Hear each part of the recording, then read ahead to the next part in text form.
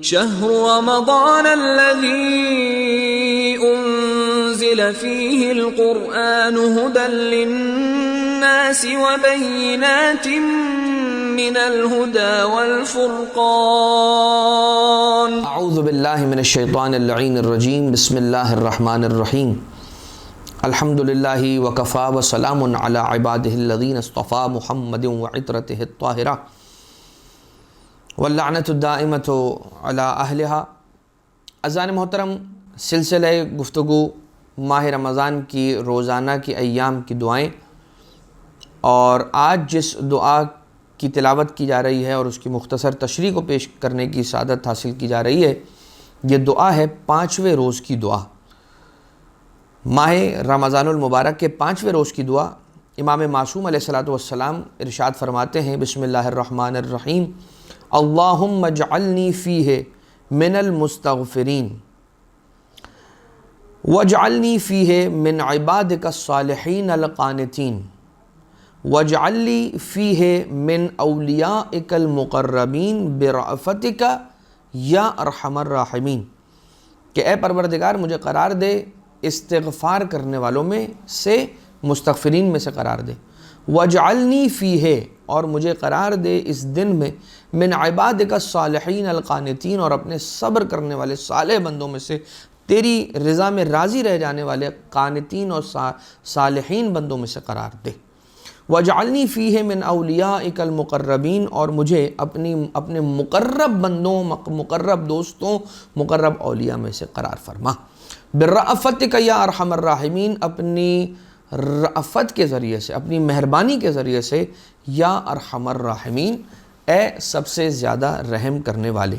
اس دعا کی تلاوت کا ثواب یوں روایت میں بیان ہوا کہ من دعا بہ اعطا فی یا اعطیا فی جنت المأوى الف قصعۃ الف لون من الطعام. ہزار اسے محلات ملیں گے جنت میں، اور طعام کے 1000 الگ الگ قسم کی انواع، 1000 الگ الگ کلر کے، 1000 الگ الگ من الالوان، 1000 الگ الگ کلر کے اسے کھانے ملیں گے. اب آپ اسی سے تصور کیجئے کہ 1000 الگ الگ الوان، الگ الگ 1000 رنگ، کتنا بڑا کمبینیشن، کس طرح کا کمبینیشن ہوگا، یہ وہیں جا کر اہل بیت اطہار کے صدقے ہم دیکھ سکیں گے انشاءاللہ اس جنت کے اندر، کہ جسے پروردگار نے اہل بیت کی محبت میں خلق کیا ہے. البتہ ایک سوال عموماً کیا جاتا ہے، اور مومنین اور مومنات جب یہ ثواب سنتے ہیں، اتنا بڑا ثواب، اتنا عظیم ثواب، اتنا زیادہ پروردگار عالم، جیسے کہ ہم نے غالباً تیسرے دن کی جو دعا ہے اس کا جو تلاوت کا ثواب ہے، اس میں یہ عرض کیا تھا روایت کی روشنی میں، بلکہ روایت ہی کو تلاوت کیا تھا کہ 1000 گھر اور 70,000 گھر، معذرت 70,000 بیت بنا اللہ بیتن، ایک ایسا بیت بنائے گا کہ جس بیت کے اندر 70,000 کمرے ہوں گے، اور ہر کمرے کے اندر 1000 تخت ہوں گے، اور ہر تخت کے اوپر ایک حور العین ہوگی. اب اس کے اندر یہ سوال کیا جاتا ہے کہ مولانا ہم تو اس دنیا کے اندر رہے، یہاں پر تو حالات خستہ رہے، گھر کیسا تھا، مکان کیسا تھا، جگہ کیسی تھی، علاقہ کیسا تھا، ہمیں تو یہاں پر گھر نہیں ملا، اور اب وہاں پہ پروردگار وعدہ کر رہا ہے 70,000 گھر دے دے گا، یا ایک گھر دے گا 70,000 کمرے والا، ہر کمرے کے اندر 1000 تخت ہوں گے. تو اگر ہم یہ ریکویسٹ کر سکیں اللہ سے، ان کا سوال ہے کہ اگر ہم یہ ریکویسٹ کر سکیں کہ وہاں پر 70,000 گھر نہ دے، 69,999 دے دے، اور ایک گھر ویسا ہی ہمیں یہاں دے دے. اب خود اس دنیا میں اتنی آسائش کا سوال کرنا، اور یہ ایکسپیکٹ کرنا کہ بہت آسائش مل جائے، بڑا فراوانی اور فراخی ہو، اس میں بھی کوئی شک نہیں ہے کہ جن مومنین اور مومنات کے پاس ہے پہلے سے، جنہیں اللہ نے عطا کیا ہے، مولا کا صدقہ عطا ہوا ہے، ہم انہیں بری نگاہ سے نہیں دیکھ سکتے. ذالک فضل اللہ ہوتی ہے من یشاء، یہ اللہ کا فضل ہے، جسے چاہے جتنا چاہے جب چاہے عطا کرے. لیکن اگر کسی کو اس نے نہیں دیا ہے، اور کسی نے جب چھٹے امام علیہ السلام سے بھی جب یہ سوال کیا تھا کہ مولا دنیا کی جو نعمتیں وہ ہمارے پاس نہیں ہیں، دنیا کیوں نہیں ہے ہمیں عطا کی گئی، اور ہم تو مولا کے چاہنے والے بھی ہیں، جو مخالفین ہیں، جو مولا سے نفرت رکھنے والے، ان کے پاس تو دنیا اتنی ہے، اور ہمارے پاس ہی اتنی خستگی ہے، اور ہم فقیر ہیں، اور ہم مسکین ہیں، اور ہمارے حالات ٹھیک نہیں اور خستہ ہیں. تو مولا نے یہی جواب ارشاد فرمایا تھا کہ تم دنیا کی تلاش کر رہے ہو جبکہ پروردگار عالم نے تمہارے لیے دنیا میں نہیں رکھا کچھ حصہ، اگر رکھا ہے تو آخرت میں رکھا ہے. اور دنیا جو ہے وہ مومن کے لیے قید خانہ ہے، کافر کے لیے جنت ہے. مومن کے لیے جنت آخرت میں، اور دنیا اس کے لیے قید خانہ ہے. لہٰذا امام علیہ الصلوۃ والسلام نے جو فارمولہ ہمیں دیا دنیا کے اعتبار سے اپنے لیے، وہ یہ تھا، اور وہ یہ ہے کہ انسان اس دنیا کو اپنے لیے قید خانہ سمجھے، اور جتنی فیسلٹیز اسے مل رہی ہیں قید خانے کے اندر، وہ یہ سمجھ لے کہ میں قید خانے میں ہوں اور یہاں سے مجھے آزاد ہونا ہے، اور آزاد ہونے تک کا سامان میں نے یہاں پہ اپنے لیے مہیا کرنا ہے بس. لہٰذا انسان جب قید خانے میں ہوتا ہے تو وہاں یہ تھوڑی مانگتا ہے کہ مجھے وہ قید خانے میں بڑا سا گھر مل جائے، وہ وہاں تھوڑی کہتا ہے کہ مجھے بہت سا مال مل جائے، وہ یہ تو نہیں کہتا. وہ تو یہ کہتا ہے بس مجھے آزادی ملے. قید خانے میں انسان ہوتا ہے تو وہ کہتا ہے بس مجھے آزادی ملے تاکہ میں اپنی اصل جگہ پر جاؤں جہاں پر جانا ہے، اور وہ ہے آخرت، اور وہ ہے جنت. لہٰذا وہیں کی نعمتوں کا ہم سے وعدہ کیا گیا. لہٰذا اس سوال کا یہ جواب ہم نے مختصر ترین انداز میں دینے کی کوشش کی ہے. لہٰذا آج کے دن کی دعا کا یہ ثواب ہے کہ پروردگار عالم اسے ہزار ہزار محل عطا فرماتا ہے، قصر عنایت فرماتا ہے، اور ہزار مختلف رنگوں کے کھانے پروردگار اسے عطا کرے گا. دعا کا پہلا جملہ کیا ہے؟ بسم اللہ الرحمن الرحیم، اللہم اجعلنی فیہ من المستغفرین، بار الہ مجھے استغفار کرنے والوں میں سے قرار فرما.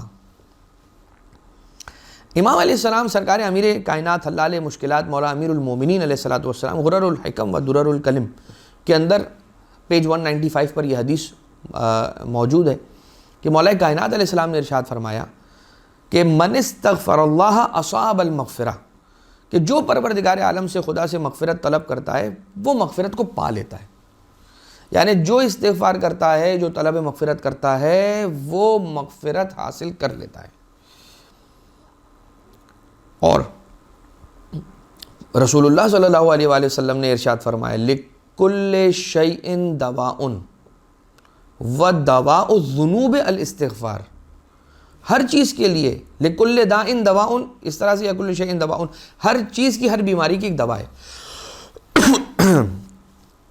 ہر بیماری کی، ہر مرض کی ایک دوا ہے، اور گناہوں کی اور ذنوب کی جو دوا ہے وہ ہے استغفار.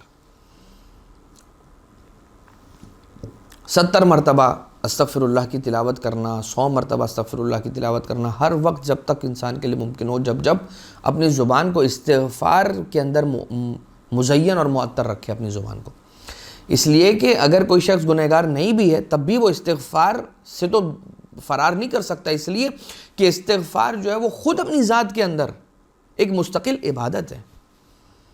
کیونکہ قرآن کریم کی آیت ہے کہ بسم اللہ الرحمن الرحیم استغفروا ربکم انہ کان غفارا یرسل السماء علیکم مدرارا ویمددکم باموال وبنین. استغفار کرو، اپنے رب کی بارگاہ میں استغفار کرو، استغفر اللہ ربی واتوب الیہ پڑھو، انہ کان غفارا، اور وہ مغفرت عطا کرنے والا ہے. یرسل السماء علیکم مدرارا، تمہارے سر پہ آسمان بادل کو سایہ فگن کرے گا کہ جو آ کے تم پر موسلادھار اور مسلسل رحمت کو، مدرارا مسلسل نان سٹاپ تم پر اپنی رحمت کو نازل کرے گا. وَيُمْدِدْكُمْ بِأَمْوَالٍ وَبَنِينَ، اور پروردگار تمہیں مال بھی عطا کرے گا اور تمہیں اولاد بھی عطا کرے گا. یہ استغفار کا صدقہ ہے. یہ استغفار کی تاثیر ہے کہ اگر کوئی استغفار کرتا ہے تو اسے مال بھی کثرت کے ساتھ ملتا ہے، اور اسے بیٹے بھی کثرت کے ساتھ ملتے ہیں، اور اس پر اللہ کی رحمت کا بادل آ کے سایہ کرتا ہے اور رحمت کی موسلا دھار بارش کر دیتا ہے ان گنت انداز میں. اور ایک روایت ہے کہ جس میں امام معصوم علیہ السلام ارشاد فرماتے ہیں کہ جب چھٹے امام علیہ السلام ارشاد فرماتے ہیں کہ جب کبھی خدا نخواستہ تمہارا ایسا ہو کہ جب کبھی تمہارے رزق میں سستی دیکھو کہ سلو ہو رہا ہے، بطیء ہو چکا ہے، تو استغفار پڑھنا شروع کر دیا کرو. استغفر اللہ ربی واتوب الیہ کثرت کے ساتھ پڑھنا شروع کرو. ربی ابن صحیح یہ کہتے ہیں، ایک واقعہ ہے کہ ایک شخص حسن بصری کے پاس آیا اور اس نے خوش سالی کی شکایت کی. اب حسن بصری نے کہا کہ استغفار کرو، خدا سے طلب مغفرت کرو. دوسرا شخص آیا، اس نے آ کے سوال کیا، اس سے بھی یہ کہا گیا کہ استغفار کرو. اچھا، یہ واقعہ صرف حسن بصری کا ایسا نہیں، امام معصوم علیہ السلام کے پاس ایک شخص آیا، مولا کائنات علیہ السلام کے پاس ایک شخص آیا اور آ کر اس نے اپنے اولاد کی شکایت کی کہ اولاد نہیں ہے. مولا نے کہا کہ استغفار کرو. مال کی شکایت لے کر ایک دوسرا شخص آیا, اس سے بھی مولا نے یہی کہا استغفار کرو. کسی کے یہاں پر کھیت کھلیان اجڑ چکے تھے تو مولا نے کہا کہ جاؤ اور استغفار کرو. کسی نے کہا کہ ہمارے یہاں پہ بارش نہیں ہو رہی, مولا نے فرمایا کہ جاؤ استغفار کرو. اور خوف ہے استغفار کرو, مال نہیں ہے استغفار کرو, اولاد نہیں ہے استغفار کرو, رحمت نہیں ہے استغفار کرو, بارش نہیں ہو رہی استغفار کرو, فلاں نعمت نہیں ہے استغفار کرو. تو ایک سوال کرنے والے سائل نے یہ پوچھا کہ مولا سوال الگ الگ جواب ایک ہی, استغفار کرو. تو آقا نے یہی آیت تلاوت فرمائی تھی, اور اس آیت کو تلاوت فرما کے مولا نے ارشاد فرمایا تھا کہ کیا تم نے وہ آیت نہیں پڑھی قرآن کی جس میں رب ذوالجلال یہ کہتا ہے استغفروا ربکم انہ کان غفارا یرسل السماء علیکم مدرارا وَيُمْدِدْكُمْ بِأَمْوَالٍ وَبَنِينَ. لہٰذا یہ استغفار ایک ایسی عبادت ہے مستقل کہ جو صرف گنہگار نہیں بلکہ اللہ کے جتنے بندے ہیں ان سب کو انجام دینے کا, بجا لانے کا یہ حکم دیا ہے پروردگار عالم نے. تو یہ جملہ ہے اللہم اجعلنی فیہ من المستغفرین, اس دن میں مجھے استغفار کرنے والوں میں سے قرار دے. وَاجْعَلْنِي فیہ, اس دن میں مجھے من عبادک الصالحین القانتین, کہ اے پروردگار مجھے آج کے دن اپنے ان لوگوں میں سے قرار دے کہ جو تیرے صالح بندے ہیں اور جو تیری رضا میں راضی رہنے والے لوگ ہیں. تیرے صالح بندے تو ہیں لیکن تیری رضا میں راضی نہیں رہتے. پروردگار مجھے ایسا بنا دے کہ میں تیری رضاؤں میں بھی راضی رہوں, جو تیرا حکم ہے اس کو انجام دوں, جو تو چاہتا ہے ویسا کروں, تیرے احکام کے اندر نکتہ چینی نہ کروں, تو نے جیسا کہا ہے من ان اسے انجام دے دوں. وَاجْعَلْنِي فِيهِ مِنْ أَوْلِيَائِكَ الْمُقَرَّبِينَ, اپنے خاص اولیاء بندوں میں سے جو کہ مقرب بندے تیرے ان میں سے مجھے قرار فرما. بِرَأْفَتِكَ يَا أَرْحَمَ الرَّاحِمِينَ, تجھے تیری مہربانی کا صدقہ کہ اے سب سے زیادہ رحم کرنے والے رأفت. مولا رضا علیہ السلام کے القاب میں سے ایک لقب یہ ہے امام الرؤوف, کہ جو مہربان امام ہے. کسی نے سوال کیا تھا چھٹے امام علیہ السلام سے, امام موسیٰ, امام محمد تقی, امام معصوم علیہ السلام سے غالباً یہ سوال ہوا تھا کہ کیا وجہ ہے کہ امام رضا علیہ السلام کو رؤوف کا لقب دیا گیا, باقی سارے امام بھی تو رؤوف ہیں, مہربان ہیں. تو جواب یہ دیا گیا کہ سارے امام رؤوف ہیں مگر مولا رضا علیہ السلام کی رأفت حسی ہے, محسوس ہوتی ہے, حسی ہے. اور آپ دیکھیے ایسے آپ کو مومنین اور مومنات مل جائیں گے کہ جو زائرین ہیں مولا رضا علیہ السلام کے, یا جو زائرین نہیں بھی ہو پائیں, پروردگار سب کو مولا اپنے در پر بلائیں, اللہ نصیب کرے سب کو کہ مولا رضا علیہ السلام کے در کی زیارت کا شرف حاصل کریں. کتنی ایسی دعائیں جو مولا رضا علیہ السلام کے در سے ہماری قبول ہوئی ہیں. ہم گئے زیارت کے لیے, ہم نے مانگا, مولا نے فوراً دیا, ہم نے مانگا اور مولا نے اپنی بارگاہ سے عطا کیا ہمیں. لہٰذا مولا رضا علیہ السلام کی جو رافت اور مہربانی ہے وہ محسوس ہونے والی مہربانی ہے. لہٰذا اس دن کی دعا میں ہم نے کیا طلب کیا, مستغفرین میں سے ہمیں قرار دے. بہت ہی امپورٹنٹ چیز ہے. لوگ کہتے ہیں کہ ہمیں کسی نے اولاد کی شکایت کی, کسی نے مال کی شکایت کی, کوئی کیا اپنی مصیبت اور مشکل لے کر بارگاہ الہی میں آتا ہے. سب کے لیے ایک نسخہ بیان ہوا اہل بیت اطہار علیہ السلام کی بارگاہ سے کہ استغفر اللہ کثیراً, کثرت کے ساتھ رب ذوالجلال کی بارگاہ میں استغفار کرو اور مستغفرین میں سے ہو جاؤ. استغفر اللہ ربی و اتوب الیہ, استغفر اللہ ربی و اتوب الیہ کی تلاوت کرتے جاؤ اور اس کا ورد کرتے جاؤ. اس دعا کے ساتھ کہ پروردگار ہمارے روزوں کو, ہماری عبادتوں کو, ہماری مناجات کو, ہماری دعاؤں کو اپنی بارگاہ سے قبول و منظور فرمائے اور ہمیں ایسا بنا دے کہ جیسا ہم دیکھنا چاہتے ہیں, ہمارے مولا, ہمارے صاحب ہمیں دیکھنا چاہتے ہیں. وما علینا الا البلاغ المبین وصلی اللہ علی محمد وآلہ الطیبین الطاہرین. اللہم صلی علی محمد وآلہ محمد.